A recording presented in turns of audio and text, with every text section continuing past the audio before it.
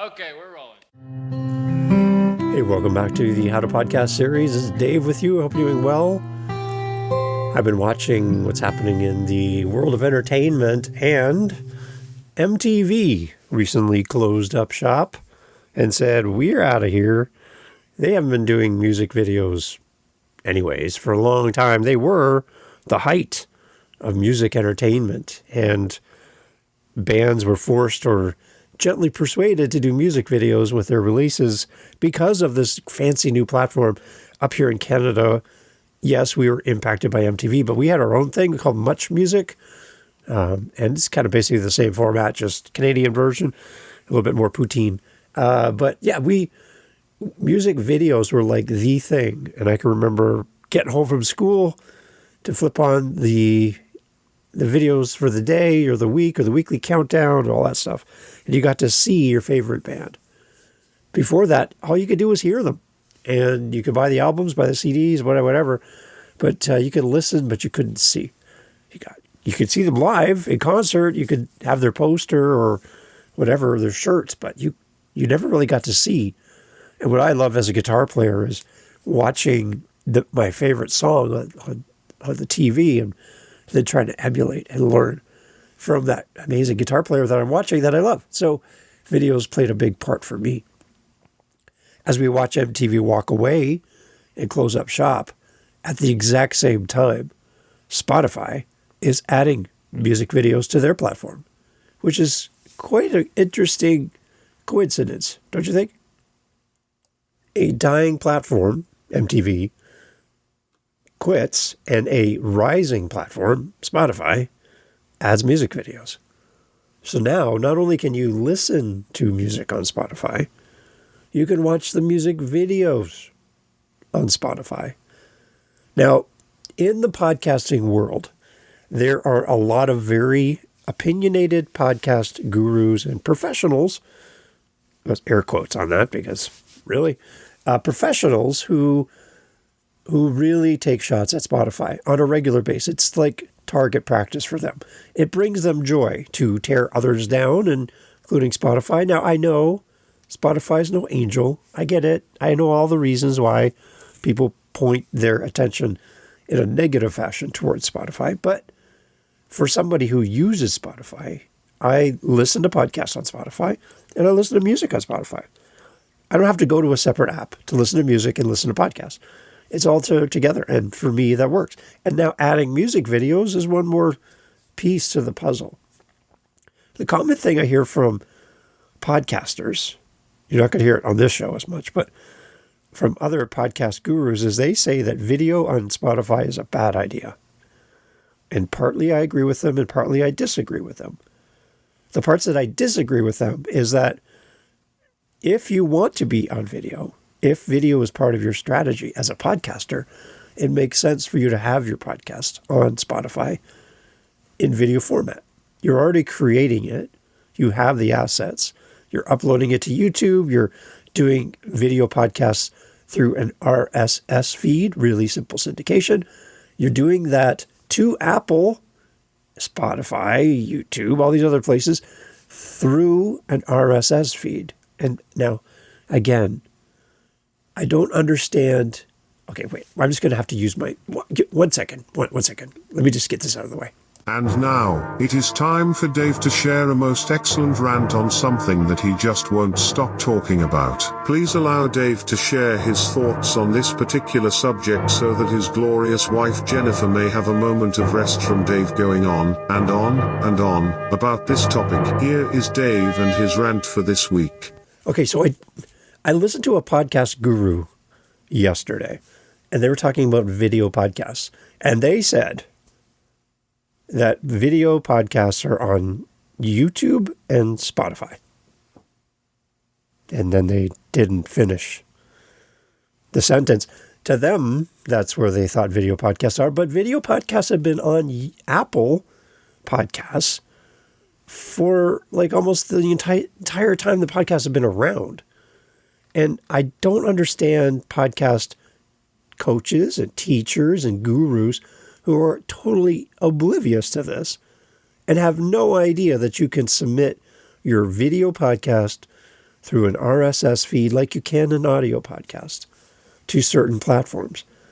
Like, you're getting paid to coach people and you don't even know this? I don't understand where your knowledge base rests. Because if you don't know that there's a YouTube, Apple, Spotify, RSS feed for video, then you probably shouldn't be coaching anybody anything, because you don't know what you're talking about. You don't know all of the things about what video podcasts have been, are currently, and where they're going. Why are people not talking about RSS feeds for video? Well, first of all, there's only certain hosts, podcast hosts, that allow you to upload video through an RSS feed. There's about 3, but because Apple is not promoting the fact that they have video, people don't even know it exists. There are video podcasts. If you're an Apple user, go to your Apple device, pull up Apple Podcasts, and you will see there's video versions of podcasts on Apple. There is. Go look. And the fact that people don't know this is alarming, especially people who teach podcasting. You've lost a few credits from me when you don't even know that. And you look at me funny when I mention it. It's like, what? Yeah. So just keep that in mind. There is video podcasting through RSS to Apple, to YouTube. Spotify has video. There's other options than just Apple, than just YouTube and Spotify. Okay. There is podcasts in video format on Apple. There we go. I get that off my chest. Okay. So getting back to this. So for you gurus out there who detest Spotify, then I get it. That's your choice. That's what you teach. But it's not the full truth of podcasting. Spotify is growing in recognition for being a podcast app. Younger generations of people are moving more towards Spotify than Apple. That's a fact. So we need to understand that there is some advantages to Spotify, and stop nagging on them and digging on them all the time. It's an app, okay? And people like it. Some people don't. Let's move on. The one thing I would suggest for anybody who does do video on Spotify is, if you upload video to Spotify and you also have an audio feed on Spotify, same episode, one's an audio, one's a video. And like me, you put a little bit more attention into the audio edits, you make them sound good, you add little sound effects, little things here and there. And the video, you just post it as it is. You really don't touch it. It's as is, and it's good enough. When you have an audio and a video version on Spotify, Spotify defaults to the video version. Even if people aren't watching, they pull the audio out of the video format, not the audio format. They ignore the audio. And when they ignore the audio, then the stats that come back to your hosting site don't show plays for the audio. So you're like, well, what happened? Why am I getting less listens on my audio podcast? It's because Spotify is defaulting to the video, pulling the audio out of the video and ignoring your audio only track. So keep that in mind. My suggestion, and I've heard other people say this as well, is to have a separate feed for video and a separate feed for audio. And that way you'll get your stats. That way you'll get your plays, and you can put your ads in, or your promos, and your fancy this and fancy that into the audio format, and then release the video separately. So if you have an audio version and a video version of your next episode, and you upload both to Spotify, Spotify is going to ignore the audio and present the video. And then again, even if you don't watch the video, they're going to pull the audio from the video itself and ignore your audio track. So just keep that in mind. That might save you some grief. So let's get back to MTV for a second. MTV was once defined as a visual storytelling medium for music, right? It took our artists out of our ears and put them in front of our eyes. And it shaped how people discovered songs and artists, and it became like the place for music.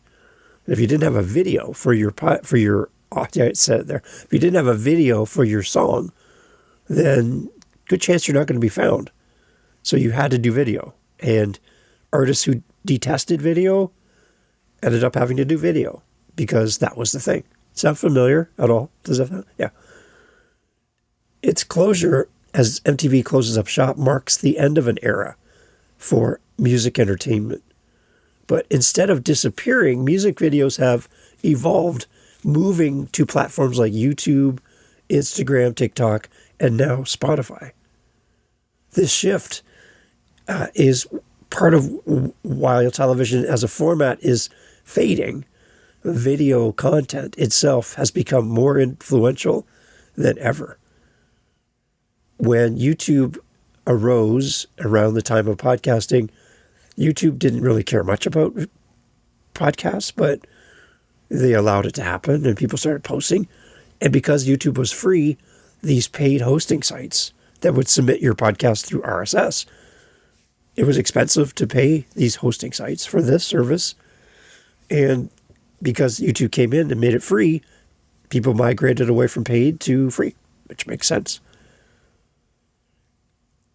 So as we look at MTV closing and Spotify starting music videos, I think the timing is right to talk about just the video part of podcasting again and put my thoughts out for you. And this is not meant to be rule setting by any means, but some practical guidance for you to consider for your podcast. Well, with MTV going away and Spotify adding more video, YouTube growing in video is the big thing. What does this transformation mean for you and I as podcasters? Should every podcaster start filming their episodes, or is there a smarter, more strategic way to leverage video trends that are happening currently in podcasting and content creation? The migration of attention, which is happening right now in media. People now expect visual content with sound. Spotify's move signals that even audio-first platforms see video as a crucial engagement piece. There's a rise of what was being called visual listening, where viewers might not actively watch, but still connect more when there's movement, faces, and expression. And that's what you're seeing on YouTube. And what we're seeing on Spotify. And podcasters, the one thing about us, whether we are a video first or audio first or a combo, podcasters are visual storytellers. Visual in the sense for an audio podcast, so we have to play in the theater of the minds of our listeners. We have to create a world for them that's engaging and brings them in. There's different ways that podcasters can embrace video. We can go full video podcasts where it's the interview show and the two faces on the screen sitting side by side. Name of the podcast on the screen, your name, the guest name, put it out there, done. That's one way. It's pretty popular. We have highlight clips where you pull sections from the podcast and put them out in a video content. There's audiograms, which have kind of lost some of their love over the years, but audiograms are still out there. And they're simple talking head formats where you just grab your phone, just talk to the camera or post it. That's what I've been doing lately this year, just getting on and connecting with my audience. So there's some options for you to add visuals to your podcast. Then there's the full-on sets like Diary of a CEO. It's they got this big set and multi-cameras, and it's a television show, really, in a podcast format. That's really what it is. And that's all video first, right? So then you have the Joe Rogans, and Joe pulls up video clips within his conversation with his guests and play the video of the thing where the guy fell down the hill. Ooh, that looks like it hurt. Again, that doesn't connect with an audio listener at all. I have no idea what you're showing, Joe, on the screen because I'm listening in an audio podcast. So video still has a big part in the conversation around podcasting. My comment to you as a new podcaster in 2026 is if you come from a world of video already, then you doing video makes a lot of sense. You already have the skills, the talents, the equipment, the knowledge, the history in video, then do video. If you don't have that skill set, if you don't have the time, expertise, the tools, multi-cameras, a big set, live studio, you don't have all that, then don't think that podcasting isn't for you. Because audio podcasting is still huge. It's really, really big. And it's a companion to what people do during the day. And I'm shocked when I talk to podcasters and listeners and I ask them, when you're partaking in a video podcast, are you watching the screen? Like, are you sitting down, full attention? You're not scrolling on your phone. You're not typing on your laptop. You're just watching TV, watching the screen. Are you watching a video podcast? And the majority of people I talk to say it's more in the background. And if something catches their attention, they'll look up to see. But for the most part, they're just listening to a video podcast. So that's that visual listening part. Very interesting that this is coming into play. I would encourage all podcasters starting out to start small. Adding video doesn't mean building a studio. A webcam or a smartphone can be all you need to get started if you want to do video. There's also podcasts that are story-based podcasts. There's the Afterlife Fictions, which is a great podcast you should check out. I'll put a link for that in the show notes. Afterlife Fictions is a story podcast, 2 versions, one regular and then one that helps you fall asleep. Same story, just different editing. And I can't imagine having a TV on while I'm trying to fall asleep. That's not going to work. So a storytelling podcast would become a movie, technically. The world famous podcast Serial, which was really big back in the early days of podcasting. If Serial was to be a video podcast, according to current pushes in video, they'd have to make full-length videos, full-length movies for each episode. There's no way. There's no way you can do that. So for some people, video works. Some people, it doesn't work. And what I would love to encourage you is to not feel trapped. If video doesn't work for you, don't feel like you're less than all the other podcasts. If you want to do video, but you feel like all the audio people are piling on you, telling you that video is a bad idea, then don't feel less about yourself. Pick what works for you. Podcasting doesn't have gatekeepers. There's nobody here to tell you if you're doing it right or wrong. So do what works for you, test it, try it, get feedback, adjust, and keep going. That's the best part of podcasting. There's a balance between effort and payoff, no matter what you decide to do when it comes to video or audio podcasts. Indie creators can do things like batching recordings, repurposing clips or reels, using YouTube Shorts, and using simple templates like in Canva for consistency. The quality of the content is the most important part, even more important than the visual complexity and components of visual podcasting. A clear message with strong audio still is going to win in 2026. What does this mean for the future of podcasting? For us that have the audacity to podcast, as I look at Spotify and YouTube, they're competing for this audio-visual storytelling space. And podcasters can stand to benefit when platforms start to fight over us. A, they notice us because now they're fighting over us. And B, there's opportunities for us to be found as they promote people who use their service. The future isn't audio or video. It's both. And it's blended strategically. We need to see this as an era of opportunity, not as a threat. MTV might be gone, but the appetite for multimedia storytelling is still thriving. So as I look back over this closure of MTV, it's sad to see something go that was a big part of my life. As we see the closure of MTV and Spotify's new push for video in music videos, these aren't random shifts. They signal a media transformation that's happening. And if you're not aware of it, you're going to miss this opportunity. Audio storytelling now lives best when paired with authentic visuals. For podcasters, video isn't replacing audio, it's expanding it. And the creators who adapt first will capture audiences who crave not just words in their ears, but faces and stories to connect with. If you can't go full-blown video for your podcast, it doesn't make sense for you, then have something, a video content that complements your episodes in your podcast.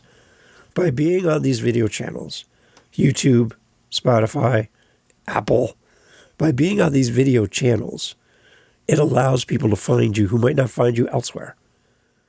So when podcasters come to me and complain that they're not getting new listeners, we go and look and see where they are and what they're doing.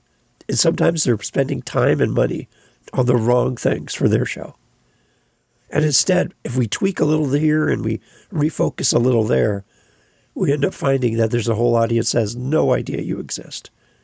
And all it takes is a little bit of conversation and planning to figure that out. So when you look at video for 2026 and you're trying to decide, what should I do? Well, then the first thing I would say is, who should you ask? There's a lot of experts out there. Listen to their shows before you ask any questions to see their bias. And I hope that you get from this show that even though I am primarily an audio-first podcaster, I see video as a very strategic part of growth, of being found, of connection, and relevance.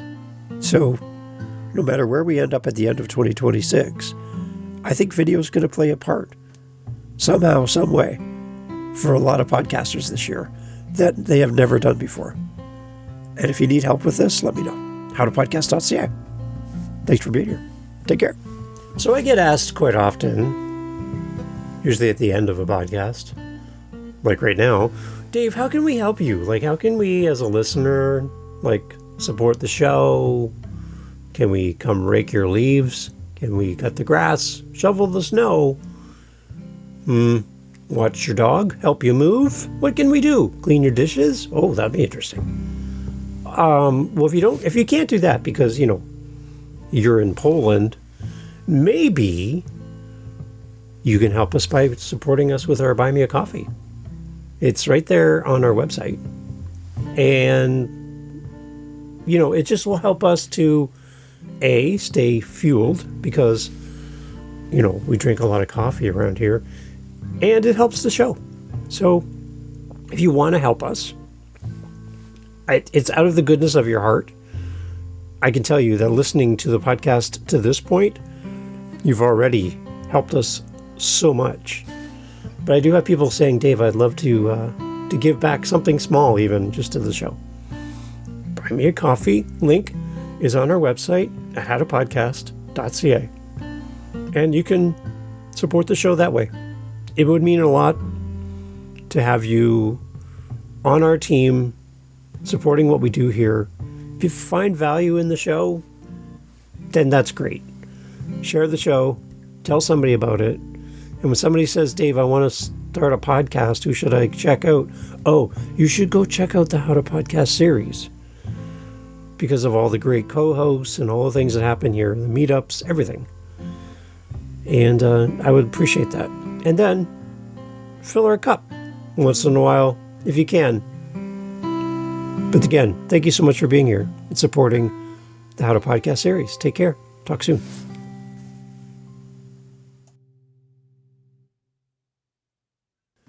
You're still here? Good. All right. So at the end of the episode, I do a little bonus thing just for you and me. And the question came in. They're like, Dave, how do you get all the ideas for your show? Because right now, this year, I'm doing an episode every day in 2026. So 365 plus episodes are coming out this year. So they're like, how do you get all these ideas? How do you know? I get run out of ideas after 5 episodes. Well, I listen to a lot of podcasts. I listen to a lot of audiobooks. I'm always trying to pick up ideas from the most unlikely sources. Television, movies, music, conversations. I just have my radar on all the time, picking up on things around me, and I make notes. I work in a warehouse setting. There's plenty of cardboard, and I have a black Sharpie marker. And anytime somebody comes to me, I just rip off a piece of cardboard, write it, shove it in my pocket. I have a box of 200 ideas sitting beside me on the floor. I can reach into that box any day when I'm feeling a little bit uninspired and pull out any number of ideas. Jump on the mic and go. So do something that works for you. Me, it's cardboard and a black Sharpie. I also use email. Email myself any links, any ideas, anything that pops into my mind or comes across my world. And I have a folder in my Gmail that helps me with that. So a lot of different ways to do this, but find out what works for you and let things stick to you as you go through life. Those are the best. And then also blend in your own stories wherever you can, because that's what people identify with. And I hope if you run out of ideas, you're like, I don't know where, I'm done, I have nothing, then reach out to me. Let's have a virtual coffee together and talk through some ideas. I've had some really great breakthroughs with some podcasters who are like, I'm done, I don't know what to do. And by the time we're done, they've got a whole new lease on life for their podcast.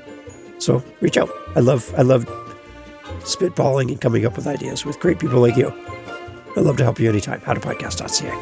Have a great day. See you tomorrow. Bye.